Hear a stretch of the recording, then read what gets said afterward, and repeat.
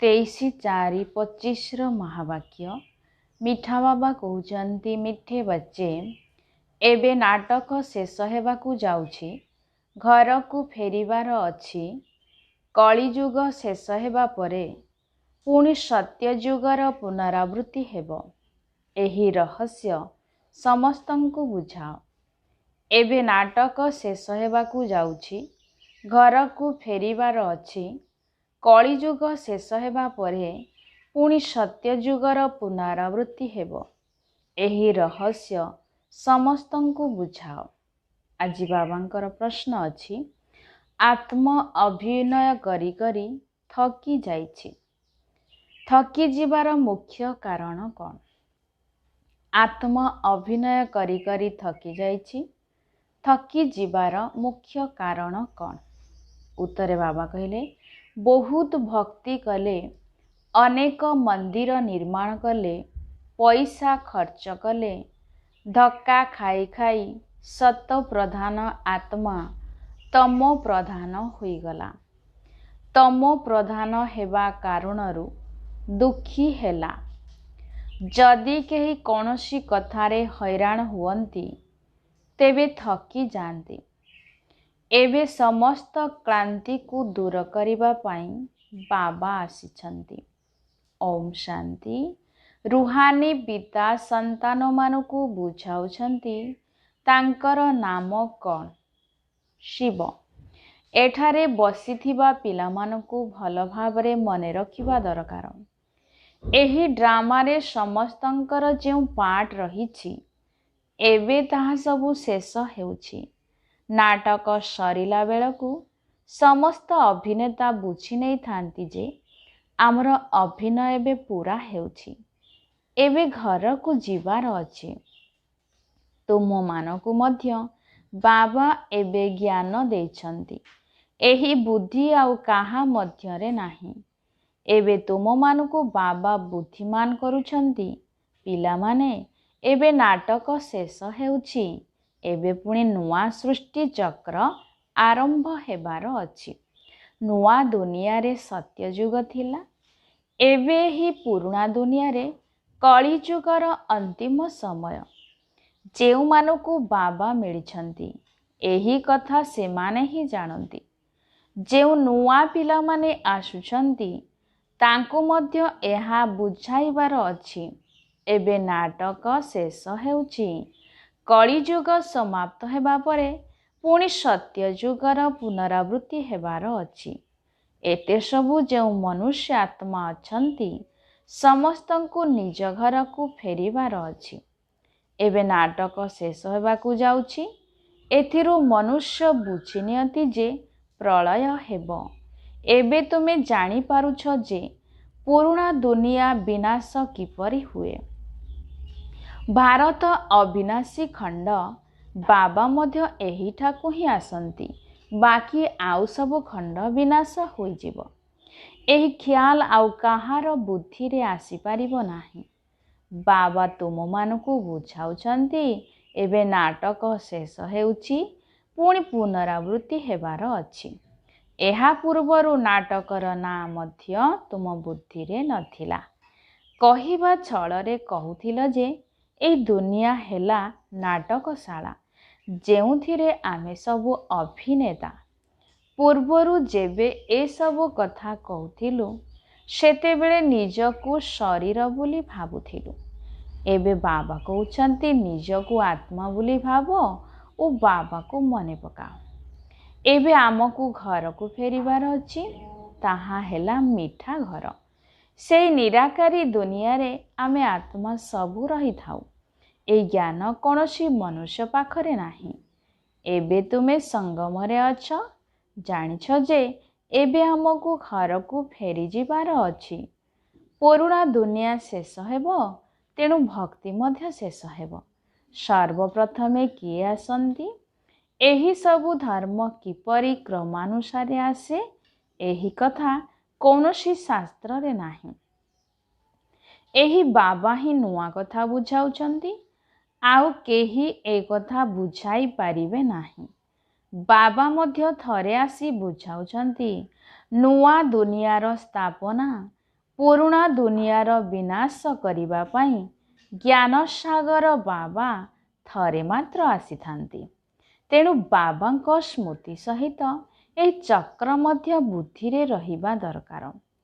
ଏବେ ସୃଷ୍ଟି ନାଟକ ଶେଷ ହେଉଛି। ଆମେ ଘରକୁ ଯାଉଛୁ।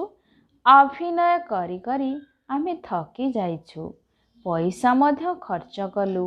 ଭକ୍ତି କରି କରି ଆମେ ସତ ପ୍ରଧାନରୁ ତମ ପ୍ରଧାନ ହୋଇଗଲୁ। ଏ ଦୁନିଆ ହିଁ ପୁରୁଣା ହୋଇଗଲା। ନାଟକକୁ ପୁରୁଣା କହିବା ନା? ନାଟକକୁ ପୁରୁଣା କହିବା ନା? ନାଟକ ତ କେବେ ପୁରୁଣା ହୁଏ ନାହିଁ। ନାଟକ ସର୍ବଦା ନୂଆ। ଏହା ଚାଲିଥାଏ। କିନ୍ତୁ ଦୁନିଆ ପୁରୁଣା ହୁଏ। ଆମେ ଅଭିନେତାମାନେ ତମ ପ୍ରଧାନ ଦୁଃଖୀ ହୋଇଯାଉ, ଥକି ଯାଉ। ସତ୍ୟ ଯୁଗରେ କ'ଣ ଥକିବା? ସେଠି କୌଣସି କଥାରେ ଥକିଯିବା ବା ହଇରାଣ ହେବାର କଥା ନାହିଁ। ଏଠାରେ ତ ଅନେକ ପ୍ରକାର ଅସୁବିଧା ଦେଖିବାକୁ ମିଳୁଛି। ତୁମେ ଜାଣିଛ ଏହି ପୁରୁଣା ଦୁନିଆ ଶେଷ ହେବାର ଅଛି। ଏବେ ମିତ୍ର ସମ୍ବନ୍ଧୀ ଆଦି କିଛି ମନେ ପଡ଼ିବା ଉଚିତ ନୁହେଁ। ଏକା ବାବାଙ୍କୁ ହିଁ ମନେ ପକାଇବା ଉଚିତ, ଯାହାଦ୍ୱାରା ବିକର୍ମ ବିନାଶ ହେବ। ବିକର୍ମ ବିନାଶ ହେବାର ଆଉ କୌଣସି ଉପାୟ ନାହିଁ। ଗୀତାରେ ମଧ୍ୟ ମନ୍ମନା ଭବର ଅକ୍ଷର ରହିଛି, କିନ୍ତୁ ଅର୍ଥ କେହି ବୁଝିପାରୁନାହାନ୍ତି। ବାବା କହୁଛନ୍ତି, ମୋତେ ମନେ ପକାଅ ଏବଂ ବର୍ଷାକୁ ମନେ ପକାଅ। ତୁମେ ବିଶ୍ୱର ଅଧିକାରୀ ଅର୍ଥାତ୍ ମାଲିକ ଥିଲ। ପୁଣି ଏବେ ତୁମେ ବିଶ୍ୱର ମାଲିକ ହେବାକୁ ଯାଉଛ। ତେବେ କେତେ ଖୁସି ହେବା ଦରକାର। ଏବେ ତୁମେ କଉଡ଼ିରୁ ହୀରା ସଦୃଶ ହେଉଛ। ବାବାଙ୍କ ଠାରୁ ବର୍ଷା ନେବା ପାଇଁ ତୁମେ ଏଠାକୁ ଆସିଛ। ତୁମେ ଜାଣିଛ, କଳା କମ୍ ହେଲେ ଫୁଲର ବଗିଚା ଝାଉଁଳି ଯାଏ। ଏବେ ତୁମେ ସେହି ଫୁଲର ବଗିଚା ହେଉଛ।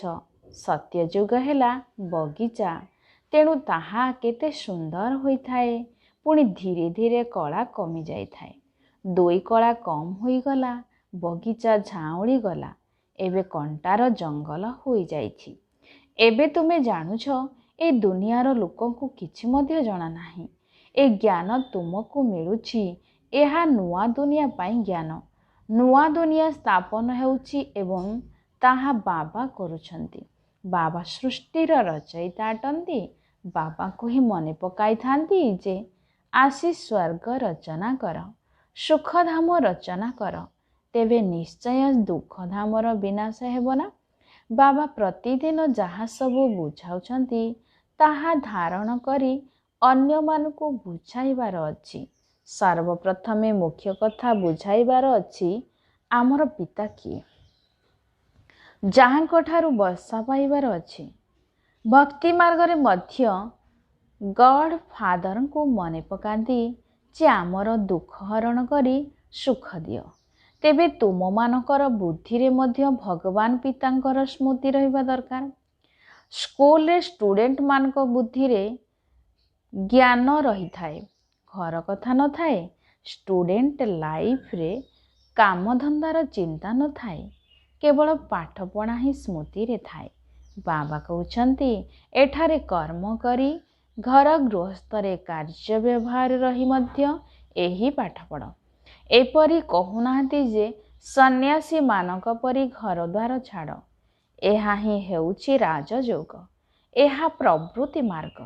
ସନ୍ନ୍ୟାସୀମାନଙ୍କୁ ତୁମେ କହିପାରିବ ଯେ ତୁମର ହେଉଛି ହଠ ଯୋଗ। ତୁମେମାନେ ଘରଦ୍ୱାର ଛାଡ଼ୁଛ। ଏଠାରେ କିନ୍ତୁ ସେ କଥା ନାହିଁ। ଏହି ଦୁନିଆ କିପରି ମଇଳା ହୋଇଛି, କେତେ ଖରାପ ହୋଇଯାଇଛି, ଗରିବ ଲୋକମାନେ କିପରି ଅବସ୍ଥାରେ ରହିଛନ୍ତି, ଦେଖିଲେ ହିଁ ଘୃଣା ଆସିଥାଏ। ବାହାରୁ ବିଦେଶରୁ ଯେଉଁ ପର୍ଯ୍ୟଟକମାନେ ଆସନ୍ତି, ସେମାନଙ୍କୁ ଭଲ ଭଲ ସ୍ଥାନ ଦେଖାନ୍ତି। ଗରିବମାନେ କିପରି ଦୁର୍ଗନ୍ଧରେ ପଡ଼ି ରହିଛନ୍ତି, ତାହା କ'ଣ କେହି ଦେଖାନ୍ତି? ଏହା ତ ହେଲା ନର୍କ। କିନ୍ତୁ ରହିବାରେ ମଧ୍ୟ ବହୁତ ଫରକ ଅଛି ନା। ସାହୁକାରମାନେ କେଉଁଠି ରହନ୍ତି, ଗରିବ କେଉଁଠି ରହନ୍ତି, ସେଥିରେ ମଧ୍ୟ କର୍ମର ହିସାବ ଅଛି ନା। ସତ୍ୟ ଯୁଗରେ ଏପରି ଅଳିଆ ଆବର୍ଜନା ଆଦି ନଥାଏ। ସେଠାରେ ପ୍ରଭେଦ ରହିଥାଏ ନା। କେହି ସୁନାର ମହଲ ତିଆରି କରିବେ ତ କେହି ରୂପାର, କେହି ଇଟାର। ଏଠାରେ କେତୋଟି ଖଣ୍ଡ ରହିଛି? ଗୋଟିଏ ୟୁରୋପ ଖଣ୍ଡ କେତେ ବଡ଼ ଅଟେ? ସେଠାରେ କେବଳ ଆମେ ହିଁ ରହିବା। ଏହା ମଧ୍ୟ ବୁଦ୍ଧିରେ ରହିଲେ ଅବସ୍ଥା ବହୁତ ହର୍ଷିତ ରହିବ। ତୁମମାନଙ୍କର ବୁଦ୍ଧିରେ ପାଠପଢ଼ା ହିଁ ରହେ, କେବଳ ବାବା ଏବଂ ବର୍ଷା। ଏହା ବୁଝାଯାଇଛି ଯେ ବାକି କିଛି ଅଳ୍ପ ସମୟ ରହିଛି। ସେମାନେ କହିଦେଉଛନ୍ତି ଲକ୍ଷ ଲକ୍ଷ, ହଜାର ହଜାର ବର୍ଷ। ଏଠାରେ କିନ୍ତୁ 5000 ବର୍ଷର କଥା କୁହାଯାଇଛି।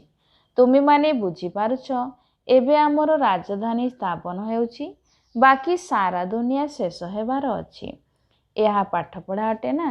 ବୁଦ୍ଧିରେ ଏହି ସ୍ମୃତି ରହୁ ଯେ ଆମେ ଷ୍ଟୁଡେଣ୍ଟ, ଆମକୁ ଭଗବାନ ପାଠ ପଢ଼ାଉଛନ୍ତି। ତେବେ କେତେ ଖୁସି ରହିବ? ଏହା କାହିଁକି ଭୁଲି ଯାଉଛ? କାରଣ ମାୟା ବହୁତ ପ୍ରବଳ, ସିଏ ଭୁଲାଇ ଦେଉଛି। ସ୍କୁଲରେ ସବୁ ଷ୍ଟୁଡେଣ୍ଟ ପଢ଼ୁଛନ୍ତି, ସମସ୍ତେ ଜାଣୁଛନ୍ତି ଯେ ଆମକୁ ଭଗବାନ ପଢ଼ାଉଛନ୍ତି।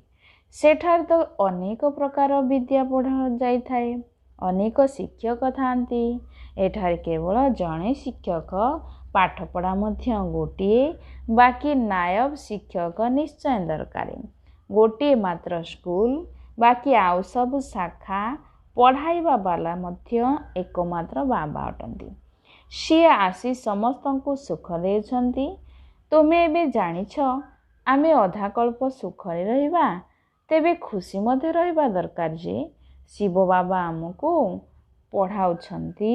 ଶିବ ବାବା ସ୍ୱର୍ଗର ରଚନା କରୁଛନ୍ତି, ଆମେ ସେହି ସ୍ୱର୍ଗର ମାଲିକ ହେବା ପାଇଁ ପଢ଼ୁଛୁ। ତେଣୁ ମନରେ କେତେ ଖୁସି ରହିବା ଦରକାର। ସେହି ସ୍କୁଲର ଷ୍ଟୁଡେଣ୍ଟମାନେ ମଧ୍ୟ ଖାଇ ପିଇ ସବୁକିଛି ଘରର କାମ ଆଦି କରିଥାନ୍ତି। ହଁ, କେତେକ ପାଠପଢ଼ାରେ ଅଧିକ ଧ୍ୟାନ ରଖିବା ପାଇଁ ହଷ୍ଟେଲରେ ରହିଥାନ୍ତି। ଚାକିରି କରିବା ପାଇଁ ଝିଅମାନେ ବାହାରେ ରହନ୍ତି। ସେଠାକୁ ଅନେକ ପ୍ରକାର ଲୋକ ସବୁ ଆସିଥାନ୍ତି। ଏଠାରେ ତୁମେ କେତେ ନିରାପଦରେ ବସିଛ, କେହି ଭିତରକୁ ପ୍ରବେଶ କରିପାରିବେ ନାହିଁ। ଏଠାରେ ଆଉ କାହା ସହିତ ସାଙ୍ଗ ନାହିଁ, ପତିତ ଆତ୍ମାଙ୍କ ସହିତ କଥା ହେବା ଦରକାର ନାହିଁ, ତୁମକୁ କାହାର ମୁହଁ ଦେଖିବା ଦରକାର ନାହିଁ। ତଥାପି ବାହାରେ ରହୁଥିବା ସନ୍ତାନମାନେ ଆଗକୁ ଚାଲି ଯାଇଛନ୍ତି।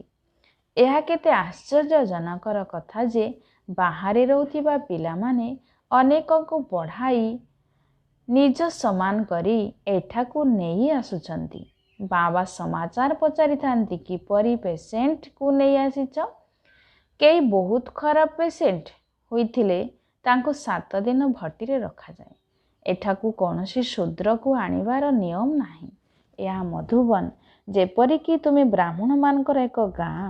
ଏଠାରେ ବାବା ତୁମମାନଙ୍କୁ ହିଁ ବୁଝାଉଛନ୍ତି, ବିଶ୍ୱର ମାଲିକ କରୁଛନ୍ତି। ଯଦି କୌଣସି ଶୂଦ୍ରକୁ ନେଇ ଆସିବ, ସିଏ ବାତାବରଣକୁ ଖରାପ କରିବ।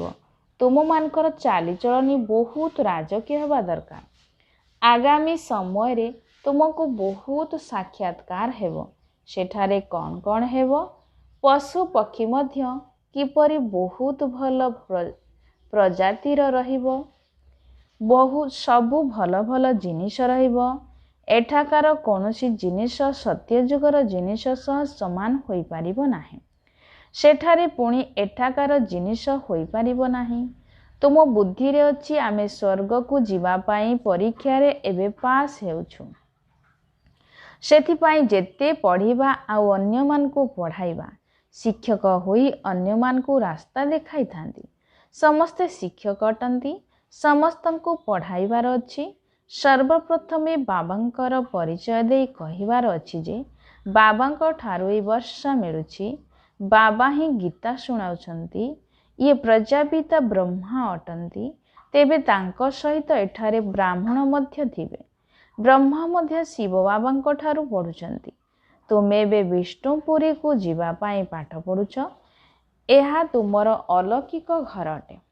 ଲୌକିକ, ପାରଲୌକିକ ଏବଂ ଅଲୌକିକ ଏସବୁ ନୂଆ କଥା ନା। ଭକ୍ତି ମାର୍ଗରେ କେହି ବ୍ରହ୍ମାକୁ ମନେ ପକାନ୍ତି ନାହିଁ। କାହାକୁ ବ୍ରହ୍ମା ବାବା ମଧ୍ୟ କହିବା ଜଣା ନାହିଁ। ଶିବ ବାବାଙ୍କୁ ମନେ ପକାନ୍ତି ଯେ ଦୁଃଖରୁ ମୁକ୍ତ କର। ସିଏ ହେଲେ ପାରଲୌକିକ ପିତା, ଇଏ ହେଲେ ଅଲୌକିକ ପିତା। ୟାଙ୍କୁ ତୁମେ ସୂକ୍ଷ୍ମବତନରେ ମଧ୍ୟ ଦେଖୁଛ, ପୁଣି ଏଠାରେ ମଧ୍ୟ ଦେଖୁଛ। ଲୌକିକ ପିତା ତ ଏଠାରେ ଦେଖିବାକୁ ମିଳିଥାନ୍ତି। ପାରଲୌକିକ ପିତାଙ୍କୁ ତ ପରଲୋକରେ ଦେଖିପାରିବ, ପୁଣି ଇଏ ହେଉଛନ୍ତି ଅଲୌକିକ ୱାଣ୍ଡରଫୁଲ୍ ପିତା। ଏହି ଅଲୌକିକ ପିତାଙ୍କୁ ବୁଝିବାରେ ହିଁ ଦ୍ୱନ୍ଦ୍ୱରେ ପଡ଼ନ୍ତି। ଶିବ ବାବାଙ୍କୁ ତ ନିରାକାର କହିବେ, ତୁମେ କହିବ ସିଏ ବିନ୍ଦୁ ଅଟନ୍ତି, ସେମାନେ ଅଖଣ୍ଡ ଜ୍ୟୋତି ବା ବ୍ରହ୍ମ କହିଦେଇଥାନ୍ତି। ଅନେକ ମତ ରହିଛି, ତୁମର ତ ଗୋଟିଏ ମତ। ବାବା ଜଣଙ୍କ ଦ୍ୱାରା ମତ ଦେବା ଆରମ୍ଭ କରିଛନ୍ତି। ପୁଣି ସନ୍ତାନମାନଙ୍କର ବୃଦ୍ଧି କେତେ ହେଉଛି, ତେଣୁ ତୁମମାନଙ୍କ ବୁଦ୍ଧିରେ ଏହା ରହିବା ଦରକାର। ଆମକୁ ଏବେ ଶିବ ବାବା ପଢ଼ାଉଛନ୍ତି, ପତିତରୁ ପାବନ କରୁଛନ୍ତି। ପୁଣି ରାବଣ ରାଜ୍ୟରେ ନିଶ୍ଚୟ ପତିତ ତମ ପ୍ରଧାନ ହେବାର ଅଛି। ନାମ ହିଁ ହେଉଛି ପତିତ ଦୁନିଆ। ସମସ୍ତେ ଦୁଃଖୀ ଅଟନ୍ତି। ତେଣୁ ବାବାଙ୍କୁ ମନେ ପକାଉଛନ୍ତି ଯେ, ବାବା ଆମ ଦୁଃଖ ଦୂର କରି ସୁଖ ଦିଅ। ଆମ ସମସ୍ତଙ୍କର ଜଣେ ହିଁ ପିତା ଅଟନ୍ତି। ସିଏ ତ ସମସ୍ତଙ୍କୁ ସୁଖ ଦେବେ ନା। ନୂଆ ଦୁନିଆରେ ସୁଖ ହିଁ ସୁଖ, ବାକି ସମସ୍ତେ ଶାନ୍ତିଧାମରେ ରହିଥାନ୍ତି। ଏହା ବୁଦ୍ଧିରେ ରହିବା ଦରକାର। ଏବେ ଆମେ ଶାନ୍ତିଧାମକୁ ଯିବା। ଯେତେ ବିନାଶ ନିକଟତର ହେବ, ତେବେ ଆଜିର ଦୁନିଆ କ'ଣ, କାଲିର ଦୁନିଆରେ କ'ଣ ହେବ, ସବୁ ଦେଖି ଚାଲିବ। ସ୍ୱର୍ଗର ବାଦଶାହୀକୁ ନିକଟରୁ ଦେଖିବ। ସେଥିପାଇଁ ସନ୍ତାନମାନଙ୍କୁ ମୁଖ୍ୟ କଥା ବୁଝାଉଛନ୍ତି। ବୁଦ୍ଧିରେ ଏହି ସ୍ମୃତି ରହୁ ଯେ ଆମେ ଏବେ ସ୍କୁଲରେ ବସିଛୁ। ଆମକୁ ପଢ଼ାଇବା ପାଇଁ ଶିବ ବାବା ଏହି ରଥରେ ଆରୋହଣ କରି ଆସିଛନ୍ତି। ଇଏ ଭାଗୀରଥ ଅଟନ୍ତି। ବାବା ନିଶ୍ଚିନ୍ତ ଥରେ ମାତ୍ର ଆସିଥାନ୍ତି। ଭାଗୀରଥର ନାମ କ'ଣ, ଏହା ମଧ୍ୟ କାହାକୁ ଜଣା ନାହିଁ। ତୁମେ ସନ୍ତାନମାନେ ଯେତେବେଳେ ବାବାଙ୍କ ସମ୍ମୁଖରେ ବସୁଛ, ତେବେ ବୁଦ୍ଧିରେ ରହିବା କଥା ଯେ ବାବା ଏବେ ଆସିଛନ୍ତି, ଆମକୁ ସୃଷ୍ଟିଚକ୍ରର ରହସ୍ୟ ବତାଉଛନ୍ତି। ବର୍ତ୍ତମାନ ନାଟକ ଶେଷ ହେଉଛି। ଏବେ ଆମକୁ ଘରକୁ ଯିବାର ଅଛି। ଏହା ବୁଦ୍ଧିରେ ରହିବା କେତେ ସହଜ, କିନ୍ତୁ ଏହାକୁ ମଧ୍ୟ ଭୁଲି ଯାଉଛନ୍ତି। ବର୍ତ୍ତମାନ ସୃଷ୍ଟିଚକ୍ର ଶେଷ ହେଉଛି। ଏବେ ଆମକୁ ଘରକୁ ଯିବାର ଅଛି। ପୁଣି ନୂଆ ଦୁନିଆରେ ଆସି ଅଭିନୟ କରିବାର ଅଛି। ପୁଣି ଆମ ପରେ ଅମୁକ ଆସିବେ। ତୁମେମାନେ ଜାଣୁଛ ଏହି ଚକ୍ର କିପରି ଘୁରୁଛି, ଦୁନିଆର ବୃଦ୍ଧି କିପରି ହେଉଛି। ଦୁନିଆ ନୂଆରୁ ପୁରୁଣା, ପୁଣି ପୁରୁଣାରୁ ନୂଆ ହୁଏ। ବିନାଶ ପାଇଁ ପ୍ରସ୍ତୁତି ହେଉଥିବା ମଧ୍ୟ ଦେଖୁଛ। ପ୍ରାକୃତିକ ବିପର୍ଯ୍ୟୟ ମଧ୍ୟ ହେବାର ଅଛି। ଏତେ ସବୁ ବୋମା ତିଆରି କରି ରଖିଛନ୍ତି, ସେସବୁ କାମରେ ଆସିବାର ଅଛି ନା। ବୋମା ଦ୍ୱାରା ଏତେ କାମ ହେବ ଯାହାକି ମନୁଷ୍ୟମାନଙ୍କୁ ଲଢ଼ିବା ଦରକାର ପଡ଼ିବ ନାହିଁ। ସୈନ୍ୟବାହିନୀକୁ ପୁଣି ଛାଡ଼ିଦେବେ। ବୋମା ସବୁ ପକାଇ ଚାଲିବେ। ପୁଣି ବହୁତ ସଂଖ୍ୟକ ମନୁଷ୍ୟ ଚାକିରିରୁ ବାହାରି ଯିବେ। ତେବେ ଭୋକରେ ମରିବେ ନା। ଏହା ସବୁ ହେବାର ଅଛି। ପୁଣି ସିପାହୀ ଆଦି କ'ଣ କରିବେ? ଭୂମିକମ୍ପ ହେଉଥିବ, ବୋମା ମଧ୍ୟ ପଡ଼ୁଥିବ, ଜଣ ଜଣକୁ ମାରୁଥିବେ। ଖୁନେ ନାହକ ଖେଳ ହେବାର ଅଛି ନା। ତେଣୁ ଏଠାରେ ଯେବେ ଆସି ବସୁଛ, ତେବେ ଏହି କଥା ସବୁକୁ ଚିନ୍ତନ କରିବାର ଅଛି। ଶାନ୍ତିଧାମ ସୁଖଧାମକୁ ମନେ ପକାଉଥାଅ। ନିଜକୁ ପଚାର, ମୋର କ'ଣ ସବୁ ମନେ ପଡ଼ୁଛି? ଯଦି ବାବାଙ୍କ ସ୍ମୃତି ରହୁନାହିଁ, ତେବେ ନିଶ୍ଚିନ୍ତ ବୁଦ୍ଧି ଏଣେ ତେଣେ ଭଟକୁଥିବ, ଯାହାଦ୍ୱାରା ବିକର୍ମ ବିନାଶ ହେବ ନାହିଁ ଏବଂ ପଦ ମଧ୍ୟ କମିଯିବ। ଆଚ୍ଛା, ଯଦି ବାବାଙ୍କ ସ୍ମୃତି ରହୁନାହିଁ, ତେବେ ସୃଷ୍ଟିଚକ୍ରକୁ ସ୍ମରଣ କର, ତେବେ ମଧ୍ୟ ଖୁସି ରହିବ। କିନ୍ତୁ ଶ୍ରୀମତରେ ନ ଚାଲିଲେ, ସେବା ନ କରିଲେ ବାପ ଦାଦାଙ୍କ ହୃଦୟରେ ବସିପାରିବ ନାହିଁ। ଯଦି ସେବା କରୁନାହାନ୍ତି, ତେବେ ଅପସେବା କରି ଅନେକକୁ ହଇରାଣ କରୁଛନ୍ତି। କେହି ସନ୍ତାନ ବହୁତଙ୍କୁ ନିଜ ସମାନ କରି ବାବାଙ୍କ ପାଖକୁ ନେଇ ଆସିଥାନ୍ତି। ତେଣୁ ସେମାନଙ୍କୁ ବାବା ଦେଖି ଖୁସି ହୁଅନ୍ତି।